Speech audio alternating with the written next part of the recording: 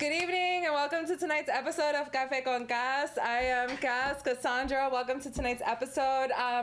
We are stepping it up from previous episodes where we had the blizzards, a lot of missed episodes earlier this year. I was just talking to our special guest today. I'm really excited for this. Let me do a little picture-in-picture. I was just talking to our guest, our special guest today about how the past couple Sundays it's been a little bit snowy, and I'm just really excited to be back in the studio today, collecting my notes, doing a couple things. Again, really excited because Café con Cass is a show that brings dialogue alive on healing, arts, and diversity with occasional guests. And today is one of the days that we have an occasional guest. So I'm really excited to bring a special performance to you guys that we'll talk about a little bit later. So welcome to Café con Cass. Let's do a little switch up here. Yeah, so like I said, we have in the studio for the live performance, Naomi Toledo and Licia Vida Ortiz. I'm very excited to greet them both, and that's what's going on. And all right, so what also is going on, what's the point of me talking about healing, arts, and diversity without actually explaining to you what is healing or what we talked to about healing? It's kind of really important, and I think something that I like bringing up is this definition and just like a little PBS moment, a little shout out to PBS Educational TV. So what is healing? It's to make healthy, whole, or sound, restore to health, free from ailment, to bring to an end or conclusion is conflicts between people or groups, usually with the strong implication of restoring form or amity, settle, reconcile, etc., etc. So if you weren't sure what I was talking about, like who is this lady on Channel 9 being like, healing what? This is what we're trying to heal. This is what's going on. Welcome.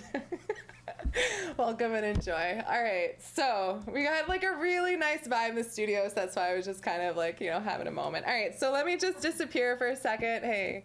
All right, so tonight's emotional check-in. I was really excited for this because I've been checking in with myself emotionally a lot this week. Just having, I'm going to talk about this in a second, but just like, I'm feeling a little bit, I had a couple little hysterical moments this week. That's how I was feeling, not particularly today, but just had a couple moments like, when will spring happen? That was like a moment. And also like, why does it still feel like midterms, even though those were 2 weeks ago? A lot of things are going on. So I'm feeling that. I'm feeling a little bit smug, a little bit love struck, a little bit hopeful, and definitely happy, as I always am when I come into the studio for Café con Cass. So that's really kind of what's going on in today's emotional check-in, and I'm excited to ask Alicia and Naomi how their emotional check-in is going today, and like have them sit down and maybe do a little bit of that later. So we'll see. We'll see what's in store for you guys later. So anyways, that's tonight's emotional check-in. Don't be afraid to check in with yourself emotionally.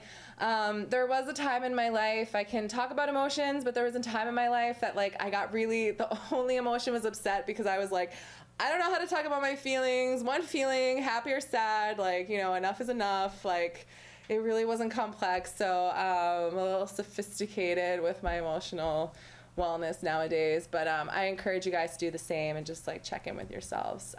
So bringing up a really familiar link to some of you and new to others. I'm just going to fix this right here. All right, so bringing up a really interesting link that I've talked about in the show before. How to stop absorbing other people's emotions.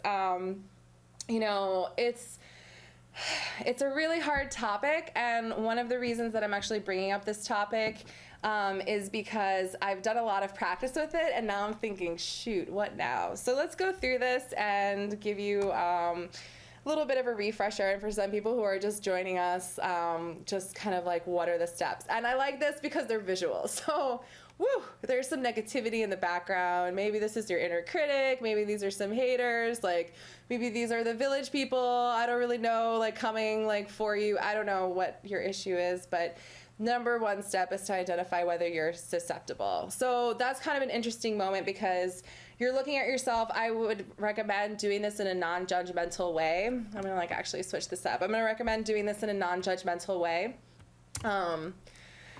And so you're going to really like identify where you're susceptible. So you're going to ask yourself, okay, so I'm feeling icky right now. That really sucks. So am I sensitive? Yes. And that's not a weakness. So I am sensitive to my environments. I am like observant. I like to look at what's going on. And so sometimes that makes me susceptible to other people's emotions. You sense fear, anxiety, and stress from other people and draw this into your body, resolving them as your own physical pain.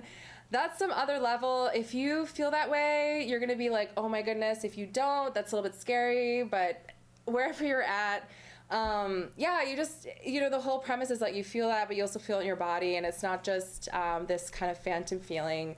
But there are other ways that you're susceptible. Noise and smells set off nerves and anxiety. You need to be alone to recharge your energy. You're less likely to intellectualize what you're feeling.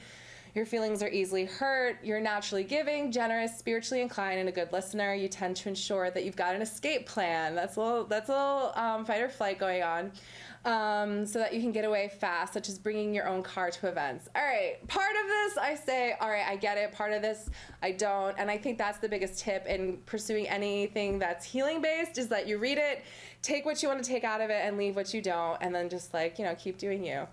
So second step, seek the source. So I'm guessing with this like egg visual, these are like this parent-child issue going on in the picture. But you need to ask yourself really what's going on. What are the feelings that you're feeling? I mean, for me, I have a really close relationship to, my Boricua mama. And sometimes, I have moments where I feel her feeling or I feel her pain. I have to ask myself, what pain is this? And, and do that. So then third steps, distance yourself from the suspected source where possible. Again, this is just really honoring where you are in your life. If you can distance yourself from this subject, great. If you can't, just find a way to manage that energy. Center yourself by concentrating on your breath. This is kind of a funny pose. But yeah, it goes back to taking a deep breath, and also inhaling something new and just releasing and seeing what great results kind of like flipping in that moment can achieve. Number 5, flush out the harm. So find a way, shake it off. I don't know, find some way to flush it out and then just say, you know what, all right, negativity, you came, you taught me a lesson, I see you, or right now you don't need to teach me that lesson, I don't need to learn that, let's keep going. And you just shake it off. So that's another step. Number 6, and so this is an interesting one, shield yourself. So you have the power to really protect yourself and you're safe and you can be free from harm. What I would recommend if you find yourself shielding yourself 100% of the time of your day and not connecting with others, you can also have a problem there. But you also have the right and power to shield yourself. So I think that's really important. This is a little Zen pose, little Buddha pose, manage the emotional overload. So find a way that you can manage that overload. Some people just like to sit and be. Some people like to do a lot of things. Some people like to move. Some people seek enlightenment through their bodies. Some people seek enlightenment through their thoughts. So I think this is a moment, and there's a couple key points they bring in this step, learning to recognize the people who make you feel a certain way. This is also really interesting, eating a high protein meal. I'm all right, grounding yourself with food. Ensure that you don't have to rely on people to get out of difficult situations. Set time limits. Knowing how much you can stand and obeying that limit is vital to ensure your well-being. Also set kind but meaningful boundaries with others who overwhelm you. I think this is a really great practice because I have people who overwhelm me who I really love. And so how can you really it's not I'm going to be all right, step to the side, I have boundaries now. It's no, I still want to love you, but you drive me crazy. And fill in that relative, that love, that friend, and just find a way to create those meaningful boundaries. And says, don't stand around listening to them talking for 2 hours. We can only cope with a half hour. I think that's a good one. You gotta know your limits and just not push yourself beyond that. I like this one too. Have your own private place in a home shared with others. Having your own little meditation space, your own candle. I don't know, just something that really that you feel good, that resonates. Let's see. this is funny. The examples I'm going to read to you: a study, a man cave, a sewing room, reading nook, etc. All offer for your own space. So like whatever that means to you, whatever nook that is, if there's a sewing machine or a cigar and an Xbox, I don't know. Do what you want to do. Last point, practice mindfulness and meditation.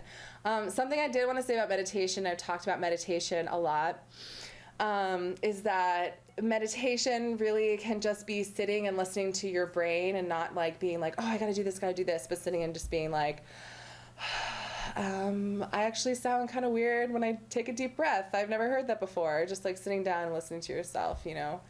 Number 8, look for positive people and situations. This is so crucial because you can't just get to know the negative and not give it something else, because then you're just like feeding the negative. And it's great to know the negative, and it's great to know like when you're feeling down and what those triggers are and how to pick yourself back up. But also, please make time for joy and don't feel guilty about it. Look for positive people in those situations. Cultivate positive emotions that boost your inner strength. If you're surrounded by peace and love, you'll flourish as strongly as the negative emotions will cause you to wilt. Respecting your own needs through healthy self-love will increase your ability to respect others. I also think that increases your ability to be compassionate towards others.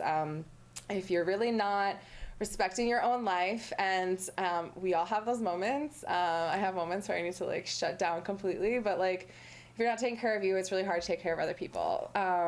So that's really important. And then number 9, also, what up to the pacifists who don't like war? Create and maintain a haven for disengagement. Disengagement has, I will say, it has like a little bit of like a linguistically, maybe like a little bit of militaristic connotation, you know, engagement, disengagement. But I think really what it is just having like a safe place. I think if I were to rewrite number 9, I would say that, creating a safe haven, like your own little daisy pond. So it says, leave many paths open that lead to communing with the resonance of nature. Returning to your rightful home as a creature of nature switches off your victim mentality and recharges you energetically and spiritually. So really like letting go of that myth of scarcity in this technological world and really believing that like things will grow in the planet and we'll have food, we'll have shelter. So there's a couple different tips. Keep a picture of a waterfall, look at it when you're overwhelmed, step into a quiet forest path, maintain a personal space or cozy retreat, where you can kind of tap into your own energy and practice yoga and breathing, because then you can create that sanctuary inside of yourself. So those are the moments. And actually that ends on the perfect note, because the next what's going on Café con Gas is a special performance, and we're going to prepare for that soon. So I think with what Naomi Toledo and Alicia Baez Ortiz have to share, really resonates with healing arts and diversity.